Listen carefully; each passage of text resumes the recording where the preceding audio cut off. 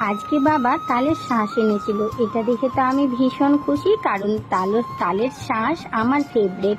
আমার খুব ভালো লাগে। গ্রাম অঞ্চলে কিন্তু এটা একটা ভালো জিনিস, সব কিছুই টাটকা পাওয়া যায়। যেমন তালের শাঁস, জাম, খেজুর গাছ থেকে পেড়ে না আনতে পারলেও কিনে আনাটাই আমাদের কাছে মনে হয় অনেকটাই টাটকা পাওয়া যায়। অনেক দিনের না, সঙ্গে সঙ্গে আজকে হয়তো পারলো, দুপুরবেলাতেই সেটা পেয়ে যাব।